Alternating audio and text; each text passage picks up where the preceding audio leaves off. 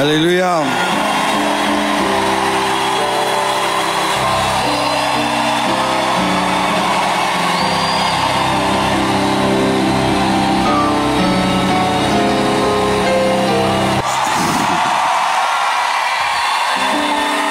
Amen. Ne coupez pas le live, hein? Nous voulons que ça passe en live. Ne coupez pas le live. Alors, vous remarquez la présence de quelqu'un à côté de moi.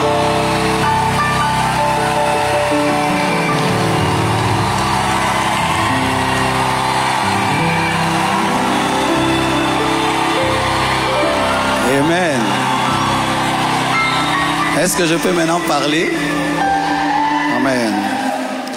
Alors, beaucoup de gens posent la question, elle est d'où, elle est d'où, elle est qui? Même des gens me posent la question, même sur ses cheveux. Est-ce que ce sont ses vrais cheveux? Mais les Congolais, nous sommes graves, hein? Même les cheveux de quelqu'un, vous suivez. Elle est malienne, elle a aussi des origines libanaises, donc c'est un mélange comme moi aussi. Alors, j'ai quelque chose à vous dire.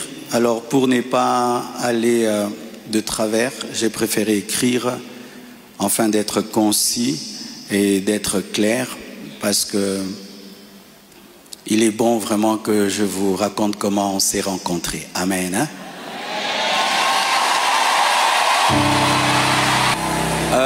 Est-ce qu'il y a quelqu'un qui parle en lingala? J'aimerais aussi que ceux qui parlent le lingala entendent. Qui interprète bien le lingala et qui est bien habillé?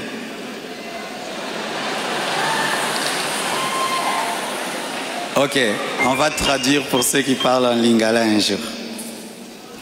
Chers frères et sœurs, après le décès brusque de Maman Blanche, j'ai traversé l'une des saisons les plus sombres de ma vie.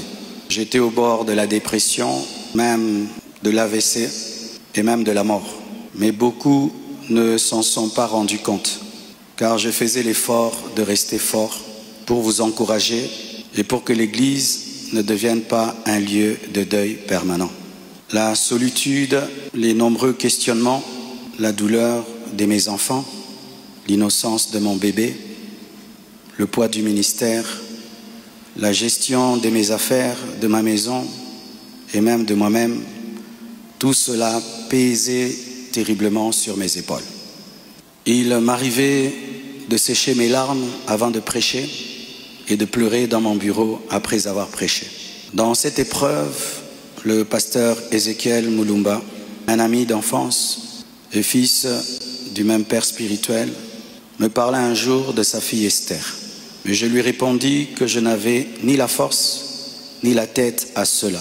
J'avais même demandé à Dieu le don du célibat dans l'espoir de ne plus jamais ressentir le besoin de me marier. Mais Dieu ne répondit pas à cette prière. À plusieurs reprises, par l'intermédiaire des prophètes, des songes et des convictions personnelles, le Seigneur me fit comprendre qu'il voulait que je continue ma route et que je refasse ma vie avec quelqu'un d'autre, et qu'il était dangereux pour moi de rester longtemps dans le veuvage, car un plan maléfique se tramait contre ma vie, mon ministère, ma famille et l'Église. Je me souviens d'une vision particulièrement marquante. J'étais dans une chambre encerclée de très longs serpents aux couleurs magnifiques. Ils faisaient semblant de dormir, attendant que je marche sur l'un d'eux pour m'attaquer. Leur venin était aussi mortel que la beauté de leur couleur. Un seul carré d'1 mètre sur 1 mètre me servait de refuge. La pièce avait une unique fenêtre qui ne pouvait s'ouvrir que de l'extérieur.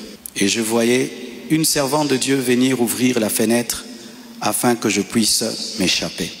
Dans cette agonie intérieure, le Seigneur me poussa à recontacter le prophète Ézéchiel, qui me donna le numéro d'Esther. Mais au début, elle ne répondait pas. J'en fis part au prophète qui lui transmit alors mon propre numéro.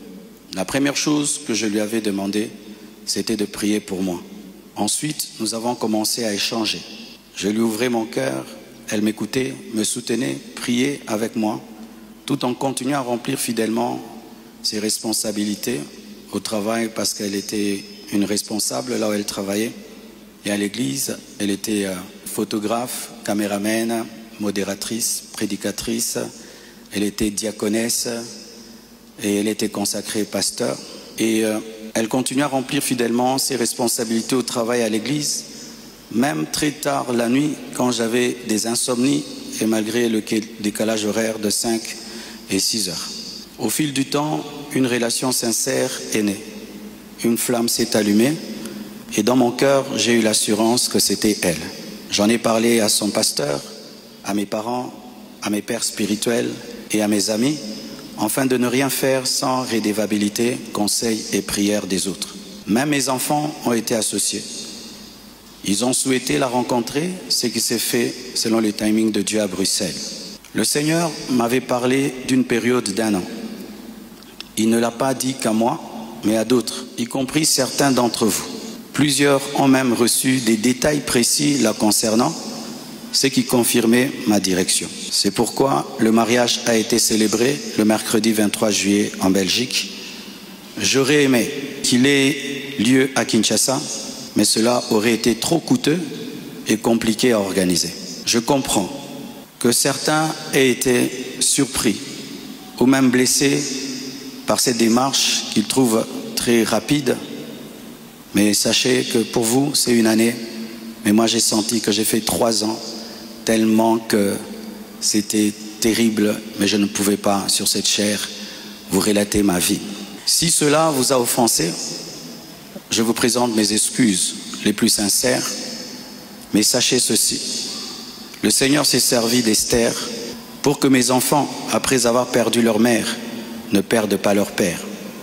Pour que la compassion ait toujours un pasteur debout. Je l'aime profondément. Elle n'est pas venue pour effacer la mémoire de maman Blanche, mais pour continuer l'œuvre, comme Élisée après Élie, avec humilité et soumission à Dieu. Priez pour elle, elle est étrangère, c'est sa première fois d'être au Congo. Elle a eu le baptême de 4 heures du temps d'embouteillage. Et aujourd'hui, Dieu a fait grâce, il fait froid. Je lui ai dit, tu sens le froid quand même? Elle a dit, mais c'est climatisé. Je dis, non, c'est le vent. Priez pour elle, portez-la dans vos cœurs, comme vous m'avez toujours porté dans les vôtres. Demeurez en paix et continuez à prier pour nous, pour toutes ces certaines choses que vous entendez. Je vais clarifier ça progressivement, avec le temps de Dieu, dans l'amour, dans le pardon, et dans la sagesse sans rancune. Et merci de tout cœur et que Dieu vous bénisse abondamment pour votre soutien. Vous avez prouvé au monde que vous êtes une église mature. Vous avez prouvé au monde que vous êtes une église enracinée. Vous avez prouvé au monde que votre foi est fondée sur Jésus. Vous avez prouvé au monde que vous êtes une église 4x4, une armée de Dieu. Des fois, j'ai dit à Dieu, tu as beaucoup de serviteurs, pourquoi tout ça c'est moi? Il y a beaucoup d'églises au Congo, pourquoi la compassion, la pluie, les écrans qui tombent sur les gens? Mais nous avons une grande destinée. Un jour, nous comprendrons pourquoi tout ça.